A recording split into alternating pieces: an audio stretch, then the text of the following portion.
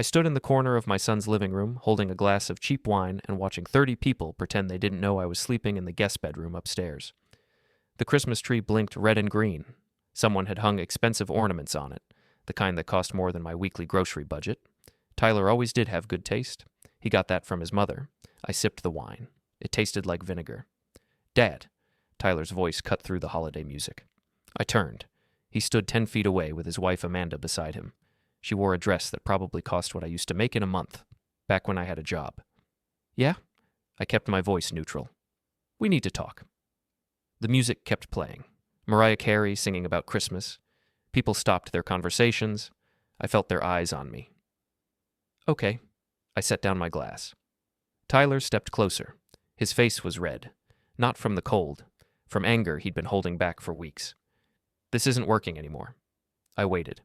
"You've been here 3 months. You said it would be 2 weeks." "The job market is tough right now." I kept my tone even. "You know that." "I know you're not trying hard enough." Amanda touched his arm. He shook her off. "I'm trying every day," I said. "Bullshit." The room went silent. Even Mariah stopped singing. Someone had turned off the music. Tyler's face got redder. "You sit upstairs all day. You eat our food. You use our internet. You don't contribute anything." "I'm looking for work." "Looking?" He laughed. It was a cruel sound. "Dad, you're 58 years old. Nobody wants to hire you. You need to face reality." I felt something cold settle in my chest. Not anger. Something else. "What reality is that?" "That you're done. That you need to figure out your own life instead of leeching off mine." Someone near the fireplace coughed. I saw Tyler's friend Brian look away. His wife whispered something to him. "I'm not leeching," I said quietly. "Then what do you call it?" Tyler spread his arms. "Free room, free food, free everything, while I work 60 hours a week? I raised you. That was your job. You don't get a medal for doing what you were supposed to do." The cold thing in my chest spread to my arms and legs. I looked at Amanda. She was staring at the floor. "So what do you want me to do?" I asked. Tyler's jaw clenched. "I want you to pay rent, $500 a month, or get out." The room was so quiet I could hear the refrigerator humming in the kitchen. "I don't have $500. "Then I guess you're leaving." I looked at my son. Really looked at him. His expensive haircut, his designer watch, his polished shoes. I remembered when he was 6 and couldn't tie his own laces, when he was 12 and I taught him to drive in an empty parking lot, when he was 17 and got rejected from his first-choice college and cried in my arms. This wasn't that person anymore. "When?" I asked. "Tonight. Tyler." Amanda's voice was soft. "It's Christmas Eve. I don't care what day it is." He didn't look at her. His eyes stayed locked on mine. "He leaves tonight, with or without his stuff." I nodded slowly. "Okay. Okay? I'll pack." I turned and walked toward the stairs. Nobody spoke. I climbed the steps one at a time. My knees hurt. They always hurt now. At the top, I heard voices start up again downstairs. Nervous laughter. Someone turned the music back on. The guest bedroom was small. A bed, a dresser, a closet. My whole life fit in 2 suitcases now, after the company laid me off. After I sold most of my furniture to pay rent on an apartment I couldn't afford anymore. After 6 months of rejection emails and automated responses. I opened the closet. My clothes hung there, not many. A few shirts, 2 pairs of pants, a jacket with a broken zipper. I pulled out the first suitcase. Downstairs, the party continued. I heard Tyler's voice. Loud, confident, telling some story that made people laugh. He was good at that, always had been, making people like him. I folded a shirt, then another. My hands were steady. That surprised me. I thought I might shake, but I didn't. The door opened behind me. I didn't turn around. "I'm sorry." Amanda's voice. I kept folding. "He's under a lot of pressure," she said. "Work has been crazy, and money is tight." I almost laughed at that. Their house was worth $700,000. They had 2 cars. They went to restaurants where appetizers cost $30. "It's fine," I said. "It's not fine, but he's made up his mind." I zipped the first suitcase closed, started on the second one. "Can I help?" she asked. "No." She stood there for another minute. Then she left. I heard her heels clicking down the hallway. I packed everything. It took 15 minutes, 2 suitcases. That was my life now. I looked around the room one last time, The bed was made. The surfaces were clean. I'd always been neat. My mother taught me that. Cancer. She never got to see me lose everything. I picked up both suitcases and walked out of the room. The stairs creaked under my weight. At the bottom, the party had gotten louder. People were drinking more, getting comfortable. They'd forgotten about the awkward moment, or pretended to. Tyler saw me coming. He was talking to Brian near the Christmas tree. He stopped mid-sentence. I walked past him, headed for the front door. "Dad." I stopped, turned. "Your key." I reached into my pocket, pulled out the house key he'd given me 3 months ago, the day I moved in. He'd said it was temporary, just until I got back on my feet. I believed him. I tossed the key. Tyler caught it one-handed. "Merry Christmas," I said. Then I opened the door and walked out into the snow. The cold hit me like a fist. I hadn't grabbed my heavy coat, just the jacket with the broken zipper, but I wasn't going back. I walked down the driveway. My car was parked on the street, a 15-year-old Honda with 200,000 miles on it. The driver's side door stuck. I had to pull hard. The suitcases went in the trunk. I got in the driver's seat and started the engine. It coughed twice before catching. The heater blew cold air. I looked at Tyler's house through the windshield. Warm light glowed from every window. I could see people moving inside, living their lives, having their party. My phone buzzed in my pocket. I pulled it out. A text from Tyler. "You made your choice. Don't blame me for it." I stared at the message for a long time. Then I deleted it without responding. I put the car in drive and pulled away from the curb. The snow was coming down harder now, big fat flakes that stuck to the windshield. The wipers scraped them away with a sound like fingernails on glass. I didn't know where I was going. I just drove. 20 minutes later, I found myself on the highway heading toward the cheap side of town, the kind of neighborhood where the streetlights were always broken and the convenience stores had bars on the windows. I saw a motel sign, red neon letters spelling out vacancy. Half of them were burnt out. It looked like it said "a can." I pulled into the parking lot. The pavement was full of potholes. My car bottomed out twice before I reached the office. Inside, it smelled like cigarettes and mildew. A woman sat behind a counter made of bulletproof glass. She was maybe 60, hard face, tired eyes. "How long?" she asked. "One night. $50, cash only." I pulled out my wallet. I had $63 left in the world. I slid 2 20s and a 10 through the slot in the glass. She took it without counting, pushed a key through the slot. Actual metal key, not a card. "Room 12, around back." "Thanks." "Checkout is 11. 1 minute passed and I charge you for another day." I took the key and walked back out to my car. Room 12 was at the far end of the building. The door was painted brown, but most of the paint had peeled off. It took me 3 tries to get the key to turn. The room smelled worse than the office. The carpet had stains I didn't want to think about. The bed sagged in the middle. The TV was bolted to the dresser and probably didn't work. I set my suitcases on the bed and sat down next to them. The springs creaked. My phone buzzed again, another text from Tyler. "BTW, you left your toothbrush here. Threw it out." I looked at the message, read it 3 times. Then I turned off my phone and put it on the nightstand. I sat there in the dark for a long time. The heater rattled and clanked. It smelled like burning dust, but at least it worked. Through the thin walls, I could hear voices. A man and woman arguing. The TV too loud in the room next door. Someone's car alarm going off in the parking lot. I thought about Tyler's face when he told me to leave. The way he looked at me, like I was garbage, like I was nothing. I thought about Amanda standing in the doorway, apologizing. But not enough to stop him. I thought about 30 people watching me get thrown out of my son's house on Christmas Eve, and I thought about something else. Tyler's desk in his home office, the one I'd walked past 100 times. The unlocked drawers I'd never looked in because I respected his privacy.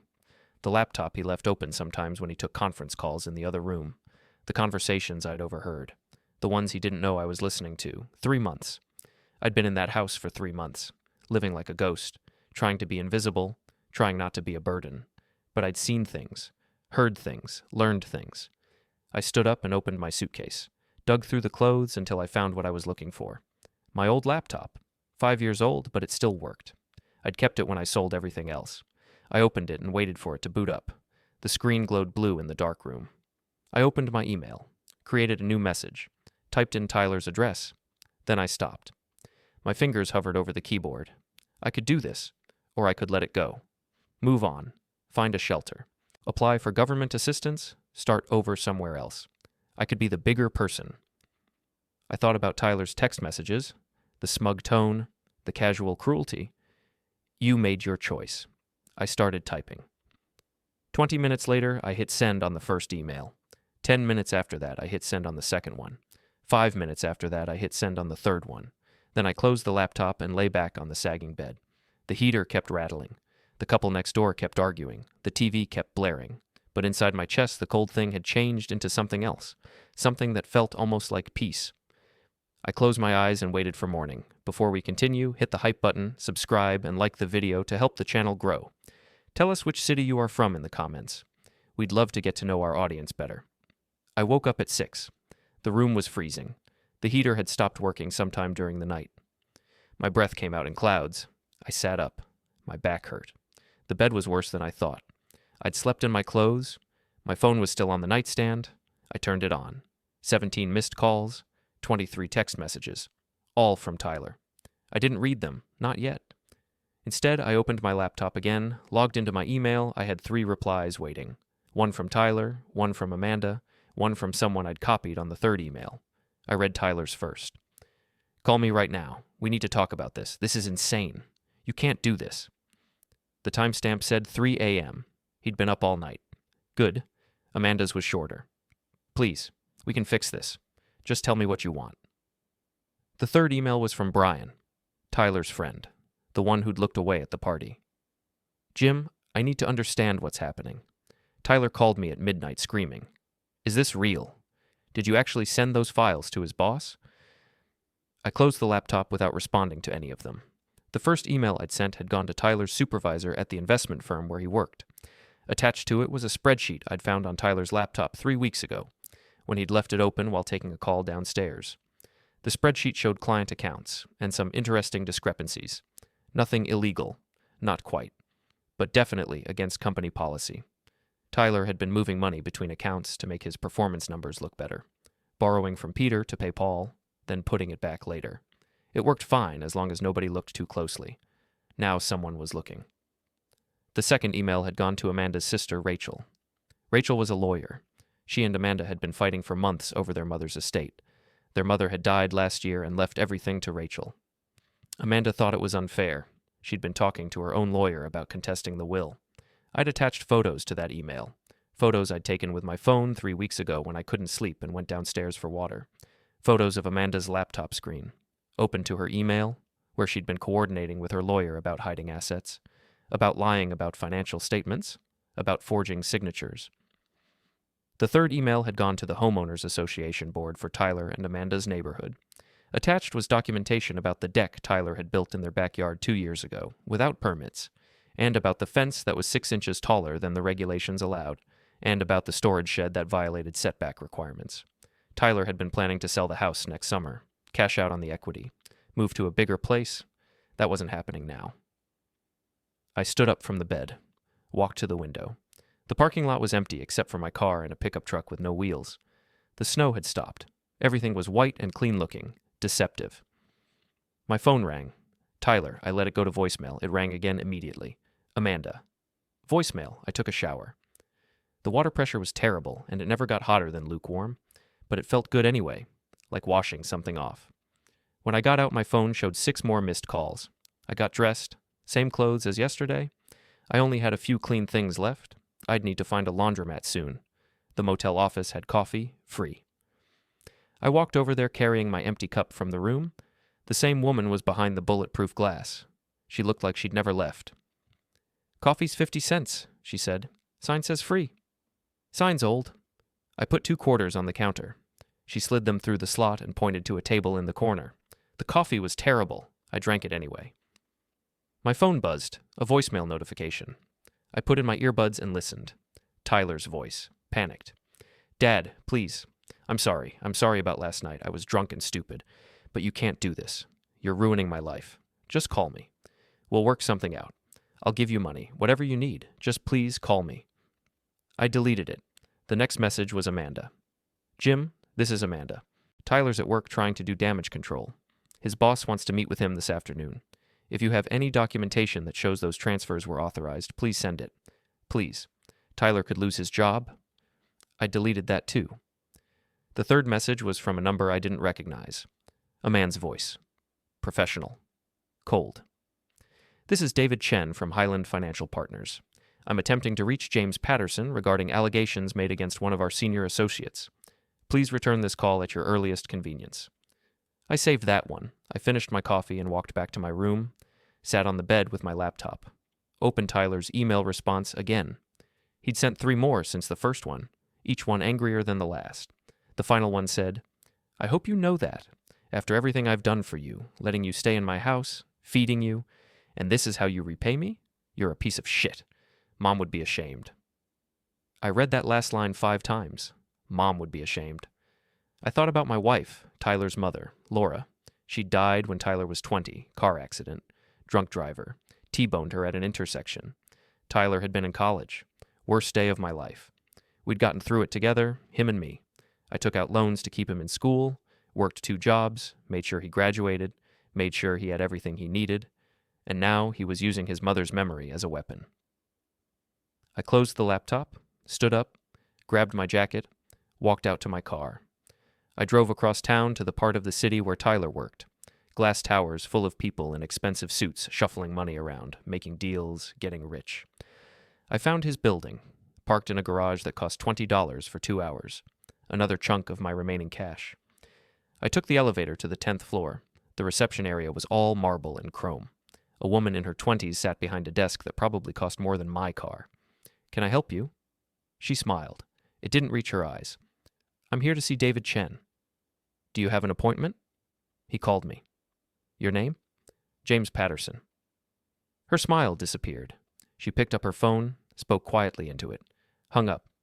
"Someone will be right with you." I sat in one of the leather chairs near the window. It was comfortable. Everything here was comfortable. This was where Tyler spent his days. This was the life he'd built. A door opened. A man walked out. Early 40s. Expensive suit. Tired eyes. "Mr. Patterson?" I stood up. "I'm David Chen. Let's talk in my office." I followed him down a hallway. Other people in other expensive suits glanced at me as we passed. I was wearing jeans and a jacket with a broken zipper. I didn't belong here. Chen's office had a view. You could see the whole city spread out below. It looked small from up here, manageable.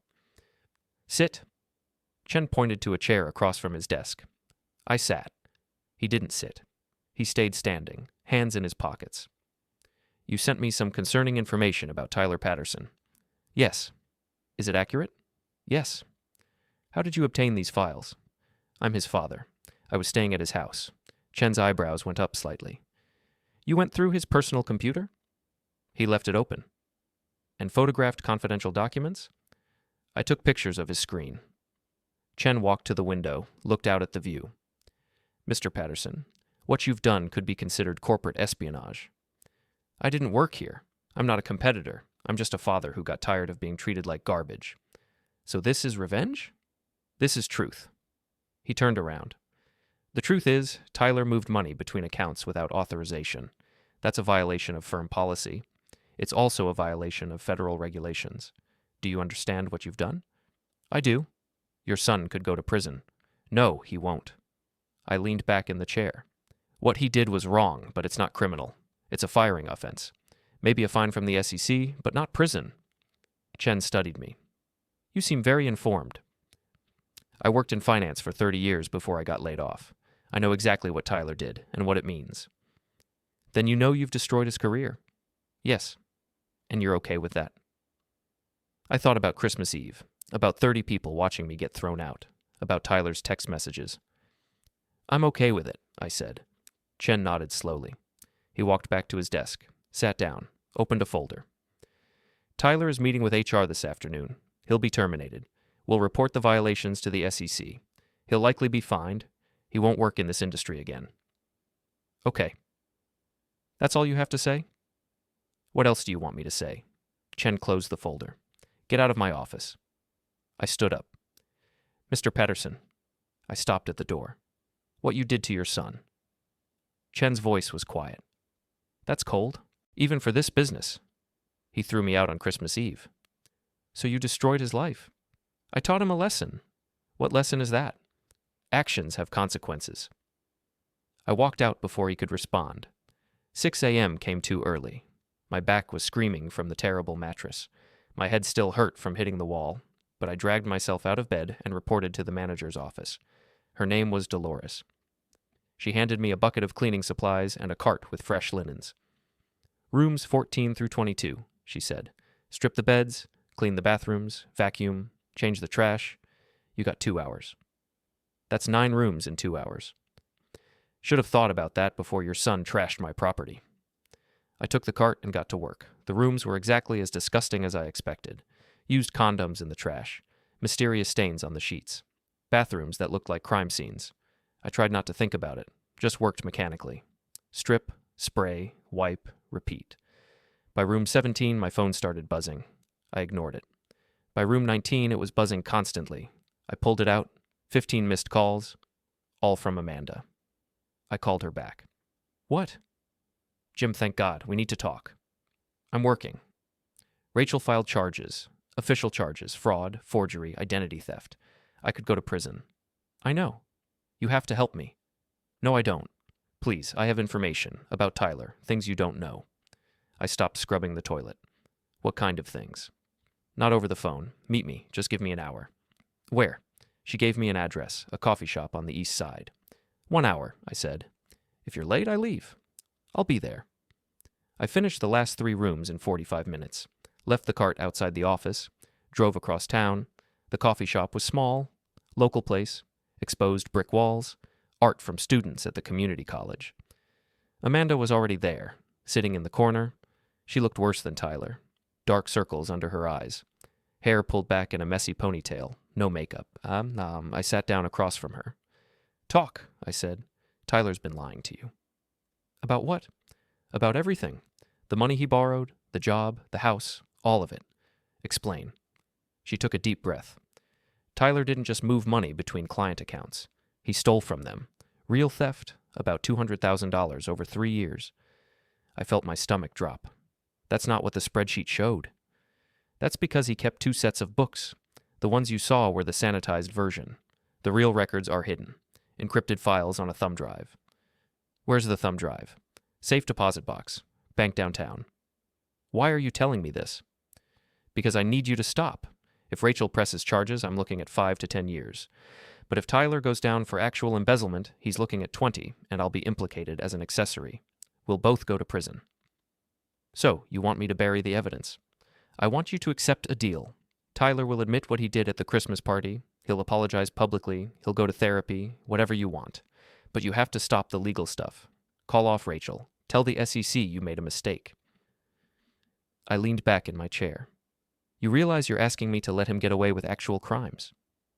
I'm asking you to show mercy, to remember you're his father. I remember who I am. Does he? He's scared, Jim. Really scared. He made a stupid mistake. Stealing $200,000 isn't a mistake. It's a choice.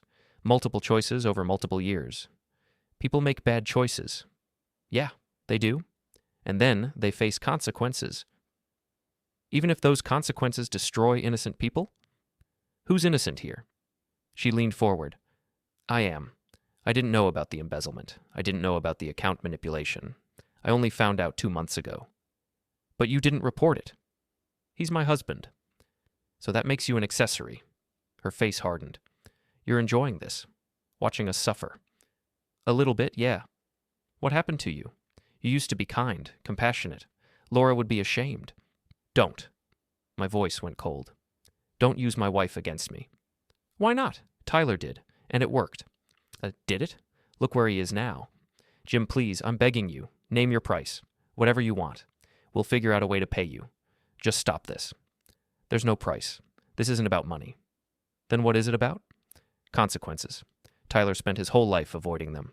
Rich parents, good schools, connections, his mother, me, his friends, and he learned that actions don't matter, that he could do whatever he wanted and someone would clean up the mess. So you're teaching him a lesson. I'm letting reality teach him a lesson by destroying both of us. You made your choice when you married him, when you helped him hide assets, when you stood by and watched him throw me out. She stood up. Fine. Then we're all going down together. Because when Tyler gets arrested, he's going to tell them everything. including how you hacked into his computer and stole confidential documents, how you committed corporate espionage, how you violated federal law. I didn't hack anything. He left his computer unlocked. Good luck proving that. She walked out. I sat there for a long time, staring at my cold coffee. She was right.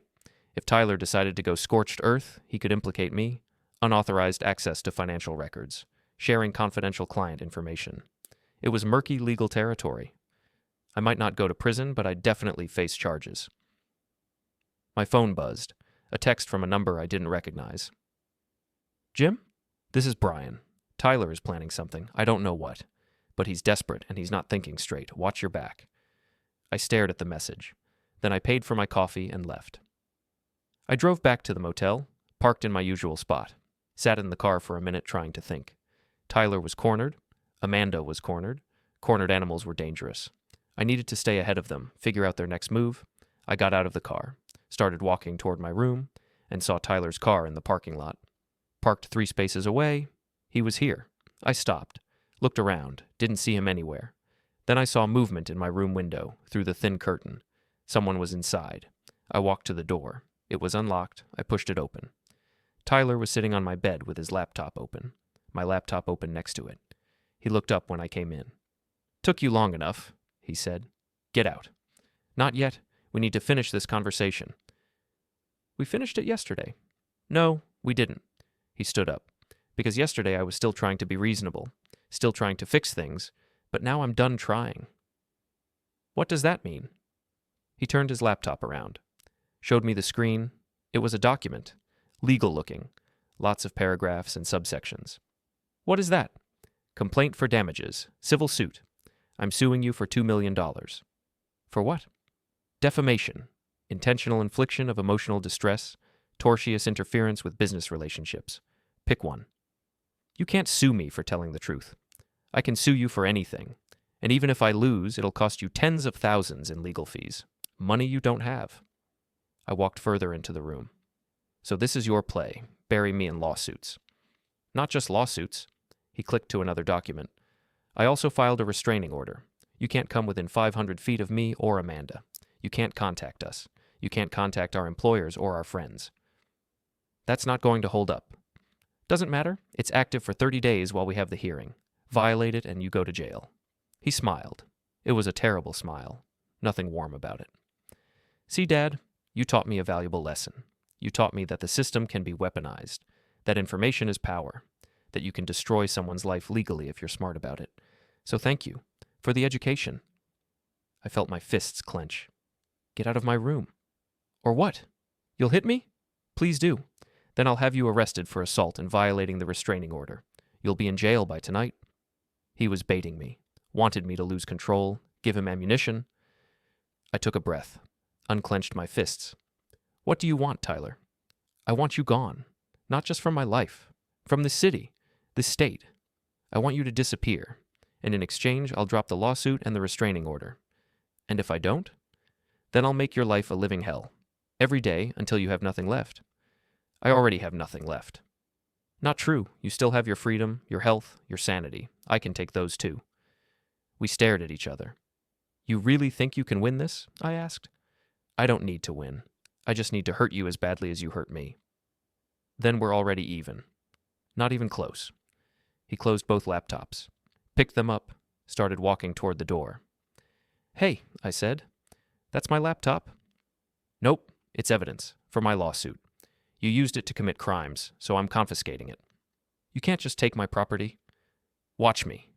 He walked out, left the door open. Cold air rushed in. I stood there in the middle of the room, alone, without my computer, without my documentation, without my leverage.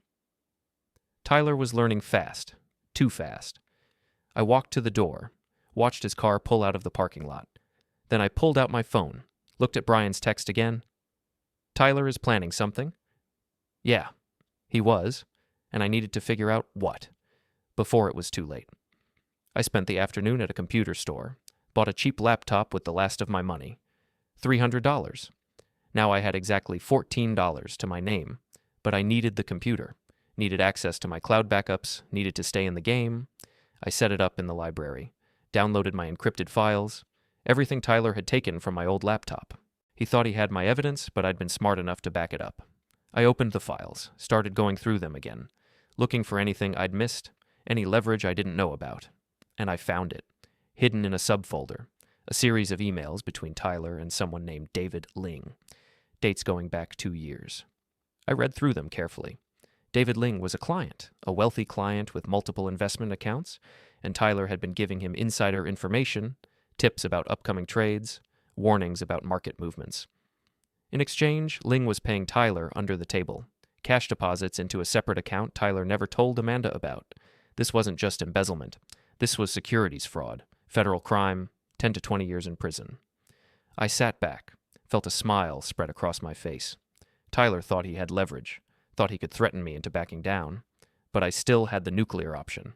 I composed a new email, addressed it to the SEC's Enforcement Division, attached the emails between Tyler and David Ling, attached the bank statements showing the cash deposits, attached everything. Then I saved it as a draft, didn't send it yet. This was my insurance policy, my failsafe. If Tyler pushed too hard, I'd push the button. My phone rang, unknown number. Hello? Mr. Patterson? This is Jennifer Watts from the FBI. I need to speak with you about your son's financial activities. My stomach dropped. The FBI? Yes, sir. The Securities and Exchange Commission referred your initial complaint to us. We've been investigating. Can you come to our office tomorrow morning? Am I in trouble? No, sir. We just need your statement and any additional documentation you can provide. I gave her my information, agreed to meet at 9 a.m. After I hung up, I sat there staring at the wall. The FBI. This was bigger than I thought, bigger than Tyler getting fired, bigger than losing his house. This was federal prison territory. I thought about Laura again, what she would say if she knew what I'd set in motion. She'd be horrified. She'd tell me to stop, pull back, protect our son, but she wasn't here, and Tyler had made his choices. I finished at the library, drove back to the motel. Dolores was at the desk. She looked up when I walked in. Your son was here again. Jesus. When? 2 hours ago. Tried to get into your room. I stopped him. Told him if he came back, I'd call the cops. Thank you. You owe me for 3 more days of cleaning. I'll be here at 6. I went to my room, locked the door, put the chair under the handle, checked the windows. Then I sat on the bed with my new laptop and waited. Around midnight, my phone buzzed. Text from Tyler. Last chance. Leave town by tomorrow or the lawsuit proceeds. I typed back. No deal? 3 dots appeared. Disappeared. Appeared again. Then, have it your way. I set the phone down. Tried to sleep. Couldn't. Something was wrong. Tyler was too confident. Too calm. He had something planned. Around 2 a.m., I heard a noise outside. Footsteps in the parking lot. Coming toward my room. I got up. Looked through the peephole. Tyler. And 2 other guys I didn't recognize. All 3 of them standing outside my door. My heart started pounding. Tyler knocked.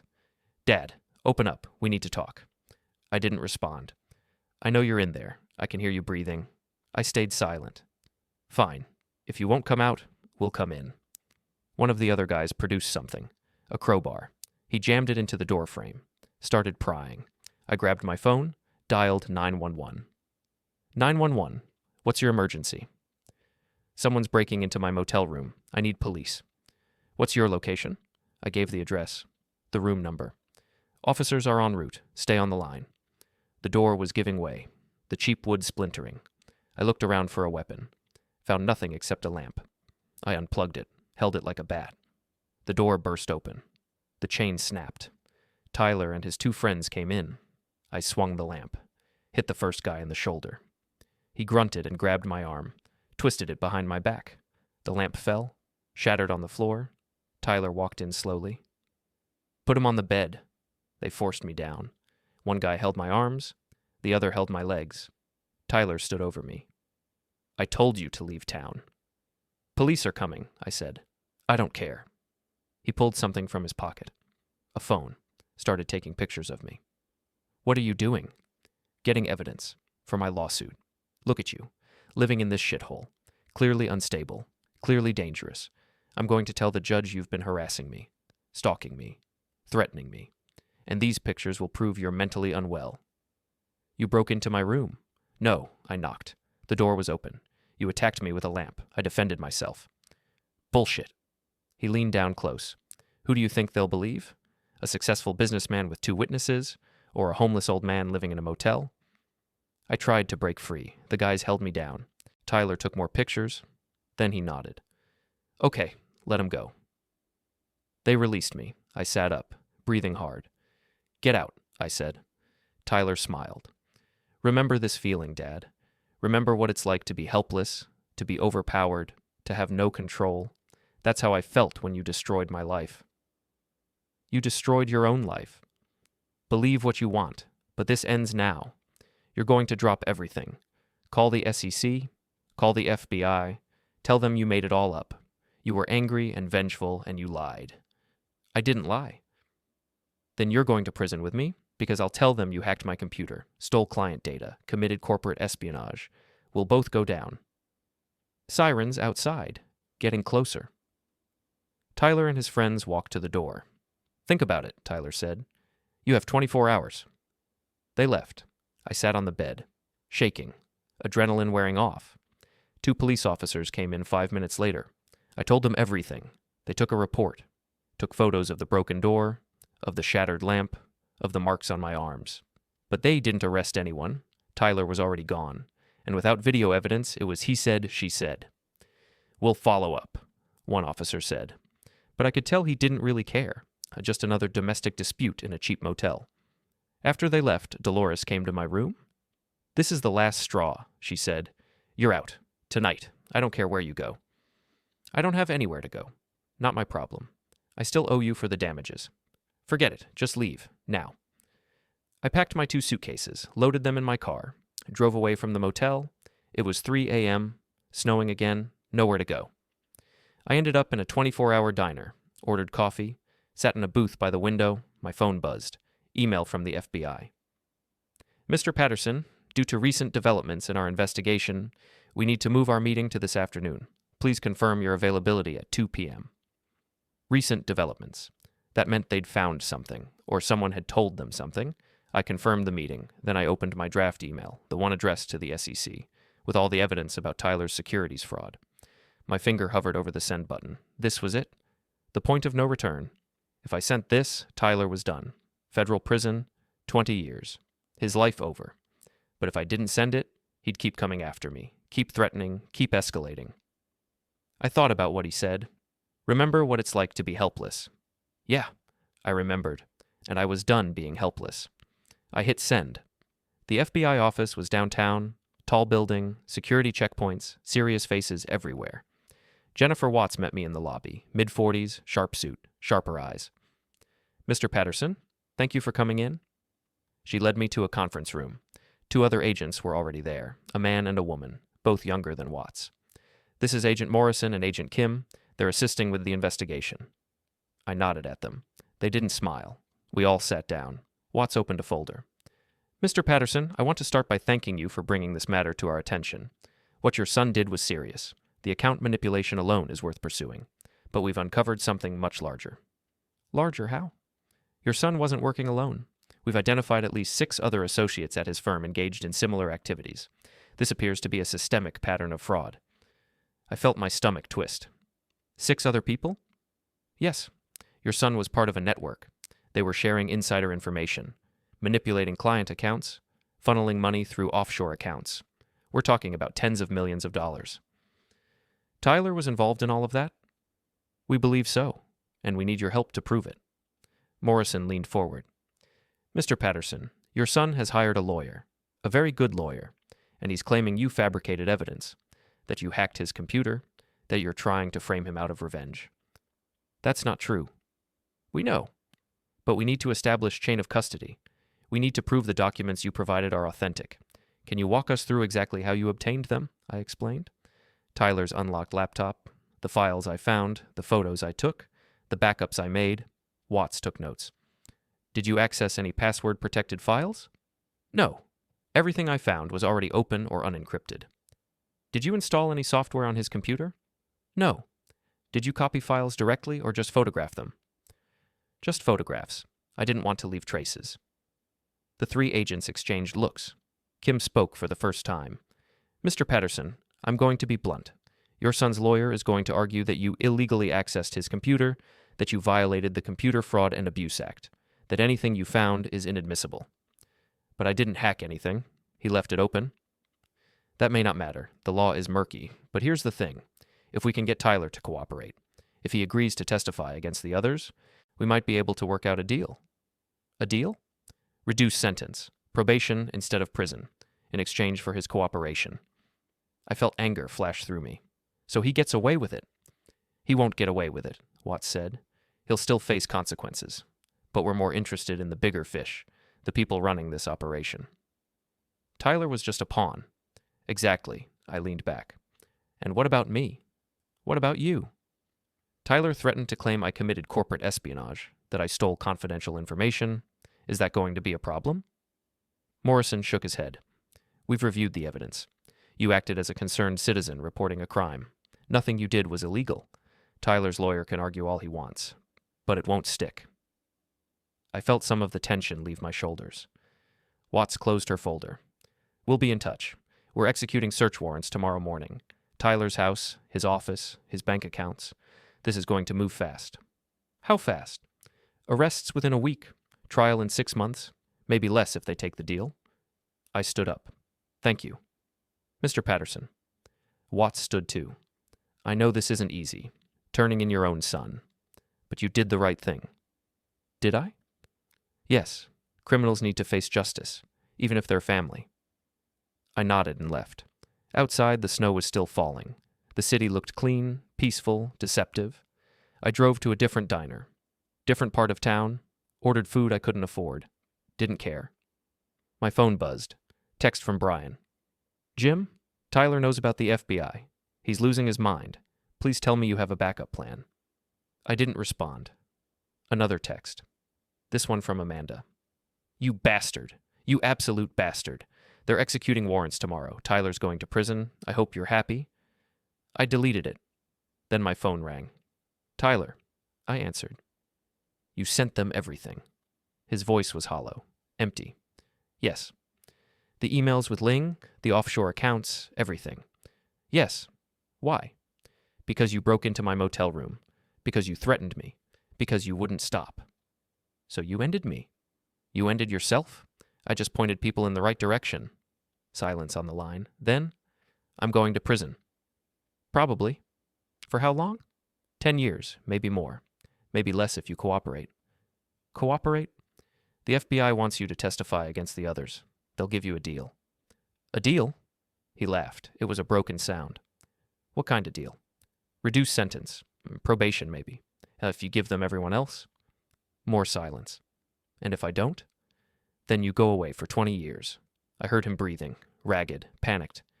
This is really happening, he said. Yes. I'm going to lose everything. Yes. And you're okay with that. I'm not okay with any of this, but it's too late to stop now. It's not too late. You could call them. Tell them you made a mistake, that you were angry and you exaggerated. I didn't exaggerate. Please, Dad, please, I'm begging you. I can't go to prison. I won't survive it. You'll survive. You don't know that. You don't know what it's like in there. Neither do you, but you're about to find out. I hate you. I know. I hope you die alone. I hope you die miserable and alone with no one who gives a shit about you. I probably will. Good. He hung up. I sat there with the phone against my ear. Then I set it down, finished my food, paid the bill, drove to the other side of town, found a different motel, cheaper than the first one, paid cash for 3 nights, the only money I had left. The room smelled worse than the last place, but I didn't care anymore. I lay on the bed, stared at the ceiling, thought about Tyler as a kid, 6 years old, learning to ride a bike, me running behind him holding the seat. The moment I let go and he kept riding, the pure joy on his face. 12 years old, his first school dance, nervous, asking me if he looked okay, me adjusting his tie and telling him he looked great. 17 years old, college rejection letter, crying in my arms, me telling him it would be okay, that he'd figure it out, that I believed in him. 20 years old, his mother's funeral, standing next to me at the grave, holding my hand, both of us trying not to fall apart. When did it all go wrong? When did we become enemies? I closed my eyes, tried to sleep, couldn't. My phone buzzed. Email from the FBI. Mr. Patterson, search warrants executed this morning. Multiple arrests made. Tyler Patterson is currently in custody. He has agreed to cooperate in exchange for reduced charges. Thank you for your assistance in this matter. I read it 3 times. Tyler was in custody. Tyler was cooperating. It was over. I should have felt relief, satisfaction, victory. But I just felt empty. I got up, walked to the bathroom, looked at myself in the mirror. I looked old, older than I was. Gray hair, deep lines, tired eyes. I barely recognized the person staring back at me. This was what revenge looked like. This was what winning looked like. It looked like losing. I walked back to the bed, picked up my phone, typed a message to Tyler. I'm sorry it came to this. I stared at it for a long time, then I deleted it without sending. Some things couldn't be fixed with words. The next 3 days passed in a blur. I worked odd jobs, cleaning, moving furniture, anything that paid cash, slept in the cheap motel, ate at diners, tried not to think about Tyler in a cell somewhere. On the 4th day, Brian called. Jim, we need to talk. About what? Tyler made bail. He's out. My stomach clenched. When? This morning. His lawyer worked out a deal. House arrest until the trial. But Jim, he's not doing well. He's talking about hurting himself. That's not my problem. Yes, it is. You're his father. Not anymore. Jesus Christ, Jim, what happened to you? Tyler happened to me. So you're just going to let him destroy himself? He destroyed himself. I just watched. You did more than watch. You orchestrated the whole thing. And I'd do it again. Brian was quiet for a moment. Then, I hope it was worth it. Destroying your own son. I hope it filled whatever hole you had inside. It didn't. Then what was the point? I didn't have an answer for that. Brian hung up. I sat in my motel room staring at nothing. My phone buzzed. Email from Amanda. The subject line said, Please read this. I opened it. Jim, I don't expect forgiveness. I don't expect understanding, but I need you to know something. He took pills, a lot of pills. I found him in time, got him to the hospital. They pumped his stomach. He's alive. Barely. But he's alive, and he keeps asking for you. He keeps saying your name. I know you hate him. I know you want him to suffer. But please, just come see him. Just once. That's all I'm asking. Please. I stared at the email for a long time. Because of me, because of what I did. I should have felt guilty, horrified, something, but I just felt tired. I closed the email without responding, lay back on the bed, thought about Laura again, what she would do in this situation. She'd go. Of course she'd go. She'd forgive. She'd comfort. She'd be the bigger person. But I wasn't Laura. I was just a broken old man who'd burned every bridge. My phone rang, unknown number. I answered. Mr. Patterson? This is Dr. Rachel Kemp from County General. I'm treating your son. Okay. He's asking for you, insisting, actually. I think it would help his recovery if you came in. I don't think that's a good idea. Mr. Patterson, I don't know what happened between you two, but your son is in bad shape, psychologically. He needs support. He has a wife. She's here, but he wants his father. I'm not his father anymore. That's not how family works. It is for us. She was quiet for a moment. Mr. Patterson, if you don't come, I think Tyler might try again, and next time he might succeed. That's his choice. It's your choice, too, to help or not help. I choose not help? I hung up, sat there feeling like the worst person in the world, but I didn't change my mind. An hour later, someone knocked on my door, hard and insistent. I looked through the peephole. Amanda. I opened the door. She looked terrible, worse than last time. Hair unwashed, clothes wrinkled, eyes red and swollen. The doctor said he's stable. Physically, but mentally he's gone. He just lies there staring at nothing. Won't eat. Won't talk. Won't do anything. Again, not my problem. You did this to him. He did this to himself? By making one mistake? By being an asshole one time? It wasn't one time. It was months, years maybe, of treating me like garbage. The Christmas party was just the most public version. So you destroyed him. I held him accountable. She stepped closer. Come with me, right now. Just see him. 5 minutes. That's all I'm asking. No. Why not? Because if I see him, I might forgive him, and I'm not ready for that. When will you be ready? Maybe never. She stared at me. You really have become a monster. Maybe. Or maybe I'm just done being a doormat. There's a difference between standing up for yourself and destroying someone. Tell that to Tyler. She turned and walked away. Didn't say goodbye. I closed the door, stood there for a long time. Then I grabbed my jacket and keys, drove to the hospital, found Tyler's room on the 4th floor, psychiatric ward, security doors, cameras everywhere. Amanda was sitting in the hallway. She looked up when she saw me. You came. I came. He's in there. She pointed to a door. Room 4 and 12. I walked over, put my hand on the handle, stopped. What if he doesn't want to see me? I asked. He asked for you. He wants to see you. What if I don't want to see him? Then why are you here? Good question. I opened the door. Tyler was lying in a hospital bed, IV in his arm, monitors beeping. He looked small, fragile. Nothing like the confident man who'd thrown me out on Christmas Eve. His eyes were closed. I walked over, stood by the bed. Tyler. He opened his eyes, looked at me. No recognition at first. Then something flickered. Dad? Yeah. You came? Yeah. He started crying, quiet tears running down his face. I'm sorry. I'm so sorry for everything, for all of it. I didn't say anything. I was wrong, about everything. I treated you like garbage. I threw you out. I tried to destroy you. And then you fought back and I couldn't handle it. I'm weak. Tyler? No, let me finish. I need to say this. I need you to know. He took a breath. I became everything I hated. Everything Mom would have hated. I got successful and it went to my head. I started thinking I was better than everyone, better than you. And when you lost your job and needed help, instead of being grateful I could help, I resented it. I resented you for reminding me that success is fragile, that everything can disappear. So I pushed you away, made you the enemy. And then when you pushed back, I couldn't handle it. Because deep down, I knew you were right. I deserved everything you did to me. I pulled up a chair, sat down.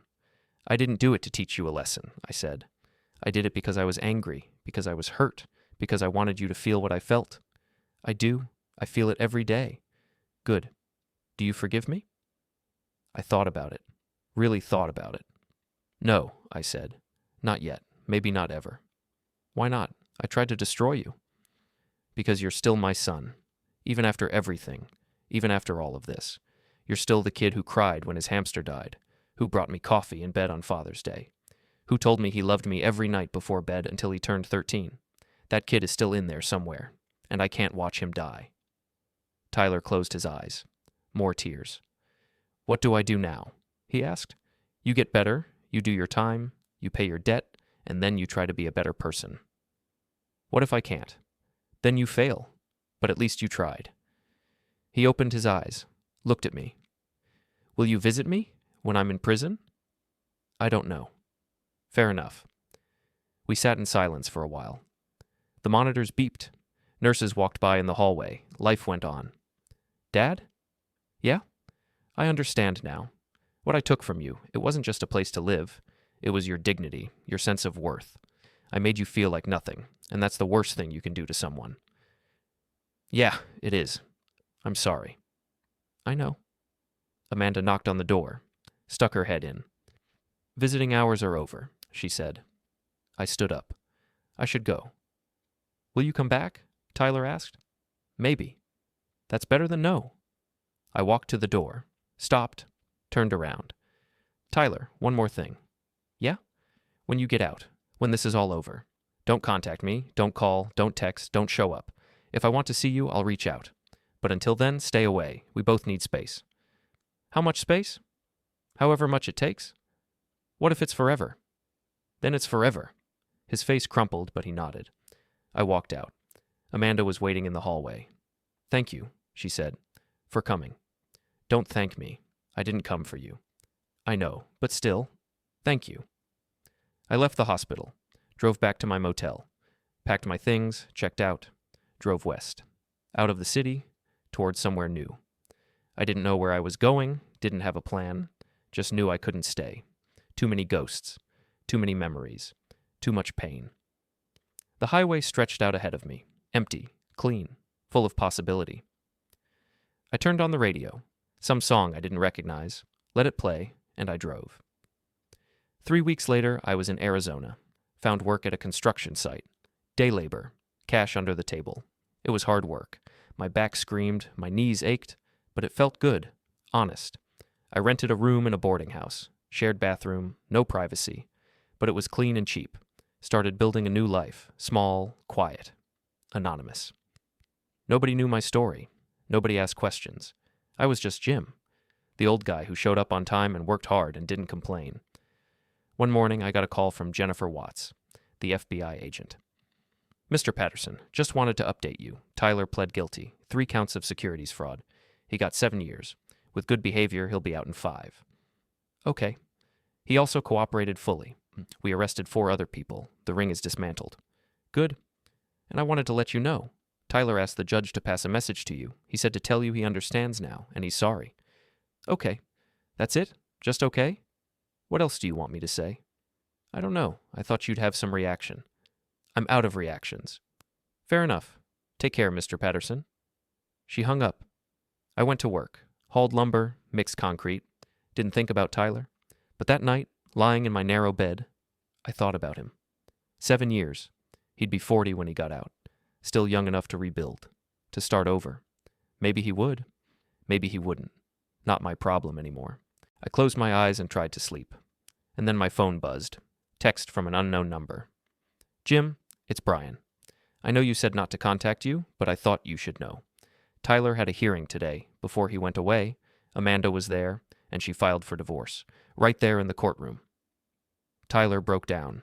They had to delay the sentencing for 20 minutes while he composed himself. I've never seen someone look so destroyed, and I know you don't care. But I thought you should know. He's lost everything.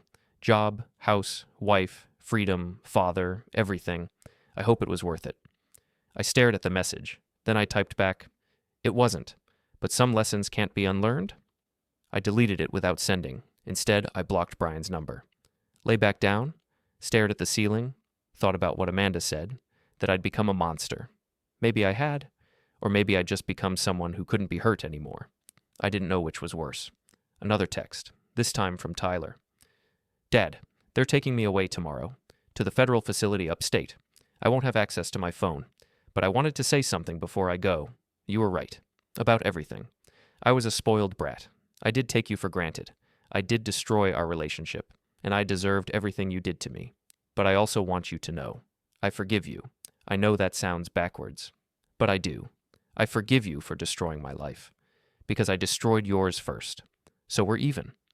And maybe someday, after I get out, after I've paid my debt, maybe we can start over. Not as father and son, but as 2 guys who hurt each other and survived. Maybe that's possible. I don't know. But I hope so. I really hope so. Take care of yourself. I love you. Tyler. I read it 5 times. Then I saved it. Didn't respond. Couldn't respond. But I saved it. And that was something. The next morning, I woke up at 5. Got dressed, went to work. The foreman assigned me to a demo crew. We were tearing down an old warehouse. Sledgehammers and crowbars and dust. I swung the hammer over and over. Felt the impact vibrate up my arms. Felt the old wood splinter and crack. Destroyed something that used to stand strong. Just like I destroyed Tyler. By lunch, I was exhausted. Covered in sweat and dust. Hands bleeding from blisters. But I felt clean somehow. Lighter. I sat with the other workers. Shared sandwiches and stories. They talked about their lives, their families, their dreams. I listened, didn't contribute, just listened. One guy, younger, maybe 30, asked me about my family. Don't have one, I said. No wife? No kids? Had a wife. She died, had a son, lost him too. Sorry to hear that. It is what it is. He nodded and let it drop. After work, I went back to my room, showered, changed clothes, walked to a bar down the street, ordered a beer, sat in the corner, watched people live their lives, laugh, talk, connect. I'd had that once, with Laura, with Tyler. Lost it all, and I couldn't get it back. My phone buzzed. Email from Amanda. Jim, I don't know if you care, but Tyler asked me to send you something, a letter he wrote. He wanted you to have it. I'm attaching it. Do with it what you want. Amanda. I opened the attachment. It was a letter, handwritten, scanned and converted to PDF. I zoomed in, started reading. Dad, I'm writing this the night before I go away. They're giving me 7 years. I'll be 40 when I get out. That's a long time. Long enough to think, long enough to change. I hope. I don't know who I'll be when I'm released, but I know who I was, and I hate that person. I hate what I did to you, what I did to Mom's memory, what I did to myself. I became someone neither of you would recognize, someone neither of you would love, and I can't blame you for what you did. I earned it, all of it. But I also want to thank you, because you taught me something important. You taught me that actions have consequences, real consequences, not just theoretical ones, not just slaps on the wrist, real pain, real loss. And maybe that's the lesson I needed. Maybe that's the only way I could learn. So thank you for being strong enough to do what Mom never could, to hold me accountable, to let me fall. I'll spend the next 7 years trying to be someone you'd be proud of, someone she'd be proud of. I don't know if I'll succeed, but I'll try. And maybe that's enough. If you ever want to write to me, my lawyer has the address, but I won't wait for you. I know you need space, maybe forever. I understand. Just know that wherever you are, whatever you're doing, I'm thinking about you, and I'm sorry. Always sorry. Your son, Tyler. I finished reading, closed the file, ordered another beer, thought about writing back. Decided not to? Not yet. Maybe not ever. But I saved the letter, just like I saved the text message. Small pieces of hope in a burned landscape. I finished my beer, walked back to my room, lay down, thought about Laura, what she'd think of all this. She'd be sad. For both of us, for what we lost, for what we became. But she'd understand, I think. She'd see why I did it, even if she wouldn't have done it herself. I closed my eyes, and for the first time in months, I slept through the night. The next morning, I woke up feeling different, lighter somehow, like something had shifted. I went to work, swung the hammer, destroyed the warehouse. And with each impact, I destroyed a little bit of the anger, the resentment, the hate.